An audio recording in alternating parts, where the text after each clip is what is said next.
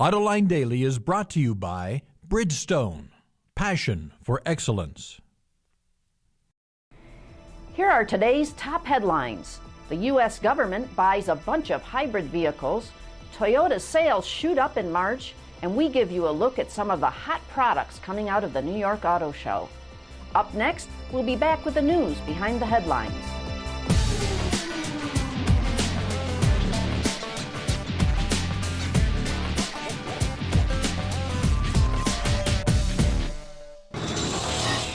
This is Autoline Daily for Thursday, April 1st, 2010. I'm Michelle Krebs, Senior Analyst for Edmunds.com, filling in for John, who will be back for Autoline After Hours tonight. I'm glad you could join us for the non-April Fool's edition of Autoline Daily. If you missed the other show with Jim Hall, you can check it out on our website, AutolineDaily.com. Anyway, here's today's real top news. To paraphrase the famous line from the movie Field of Dreams, build it and we will buy. At least that's what the White House is telling General Motors when it announced yesterday that the U.S. government, the automaker's largest investor, will purchase the first 100 Chevrolet Volts that come off the line later this year. The Detroit Free Press also reports that during the same announcement, President Obama said the government would be doubling its hybrid purchase, now buying 5,000 units to be driven by government workers. No details on which hybrids would be parked in federal garages, but we can probably count on seeing some GM vehicles in the mix. Well, talk about a turnaround. Just when you thought the champ was on the ropes, he comes back swinging and hard. Of course, we're talking about global sales champ Toyota. The Detroit News tells us that, thanks to those generous incentives, Toyota's March sales jumped an unexpected 40% from weak year earlier levels. And it doesn't look like those incentives are going away anytime soon. Toyota says they're going to stay around at least another month. That's starting to worry the competition like GM and Ford that they might also have to start driving down the same road, a road they've been trying to avoid. Well, one competitor who's not all that worried about Toyota is Hyundai. That little Korean car company that has not only been benefiting from its Japanese neighbor's recent problems, but it's been shooting up the sales charts even throughout the recession. In an article you can find on the front page of AutoObserver.com, I spotlight the reasons why Hyundai is scoring so well in such a bad time here in the U.S. market. Part has to do with Toyota, while the other reason is product. Actually, products, 3 of them: the Sonata, the Tucson, and the Genesis. For a deeper dive into my analysis, please drop by AutoObserver.com for a read. But please wait until I wrap up here. The oil industry got a big win yesterday as the Obama administration announced that it would like to expand offshore drilling in some coastal areas of the U.S. According to the AP, oil companies will be allowed to drill near the southern Atlantic coastline, the eastern Gulf of Mexico, and more in Alaska. The administration said the move would help ease dependence on foreign oil, bring in royalties for states, and create jobs.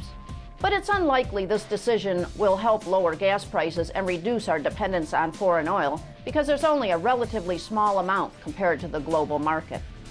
The administration also announced it will not label electric vehicles as zero emission. According to the Wall Street Journal, since carbon dioxide is emitted by power plants that create the electricity to charge the vehicles, EVs won't be considered zero emission. It's a setback for the auto industry, which has labeled the vehicles as such to make it easier for them to meet CAFE targets for their fleets. We've got more news to report out of the New York show. Let's start at the small end. Toyota premiered its IQ micro subcompact car as a SCION yesterday.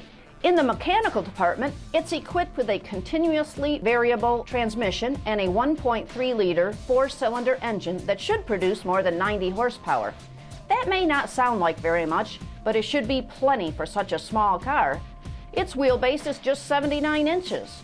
Look for the IQ to arrive at U.S. dealerships early next year. In other SCION news, the brand unveiled its redesigned TC. The sporty two-door rides on a fresh platform and features a brand new engine under the hood. At 2.5 liters, it's good for 180 horsepower. 6-speed transmissions are standard across the board with your choice of either a manual or an automatic. Look for the 2011 TC to go on sale this fall. Hyundai has kept quiet about its future powertrain plans for Sonata. We've known that the stylish midsize sedan was getting a turbocharged 4-cylinder engine in lieu of a V6, but that's about it. Well, finally we've got some details to share. The 4-sped 4 displaces 2 liters, features direct fuel injection, and delivers 274 horsepower with 269 pound-feet of torque. On the fuel economy front, it should sticker at 22 miles per gallon city and 34 highway. That's about 7 liters per 100 kilometers on the open road. Moving to the premium end of the market, ACURA showed off a station wagon version of its TSX sedan. Running down the spec sheet, it looks identical to its sedan counterpart, except with a lot more cargo volume. Expect to see it in ACURA showrooms late this fall. INFINITI debuted its redesigned QX56 at the New York show. The massive luxury SUV is powered by a 5.6-liter direct injection V8 that's good for 400 horsepower. The engine is paired to a 7-speed automatic transmission. Coming up next, a preview of this week's episode of Autoline Detroit. We'll be back right after this. Introducing Bridgestone's 3rd generation of run-flat tires with groundbreaking new Bridgestone technologies. Bridgestone run-flat tires offer improved ride comfort, lower rolling resistance, and improved wear while giving you the peace of mind and comfort you need. On this week's installment of Autoline Detroit, John McElroy is joined in the studio by Eric Main from Ward's Auto, Daniel Howes from the Detroit News, and Dan Knott, the Senior Vice President of Purchasing at Chrysler. In the following snippet, John asked Dan about some of the costs involved with purchasing components from suppliers and how Chrysler balances all the factors involved in the process. Talk about what's right for the company. A lot of purchasing in this town especially was all piece price, piece price, piece price. Never standing back and looking at total cost. Yeah. And I don't mean total landed cost, I mean total life cycle cost, including warranty. Yes. And you get what you pay for. You can pay and get something a little bit better and you save on warranty. How are you incorporating total component cost into how you buy? Yeah, part of it starts with the external balance scorecard. So each of those things you mentioned are metrics on that scorecard. Then when we bring the sourcing business together, we look at it that way. So for example, in the past, we wouldn't always look at exchange rates. So we wouldn't necessarily understand the risk of our business model out there. Bringing the warranty side into it. So when I do a sourcing table review, each one of those metrics is on the page and we rank them. You get red, yellow, green. And then if they're red, we got to have a pretty good understanding of how we're going to manage that going forward. Sometimes we have to do that if there's only one supplier in that technology, for example. But I'm happy to say that in the last 6 months that I've been part of the process, we haven't had any of those reds. We've had yellows and greens, and we have programs to manage the yellows. As always, you can watch the entire episode of Autoline Detroit on our website, so check it out. Anyway, that'll do it for Autoline Daily this week.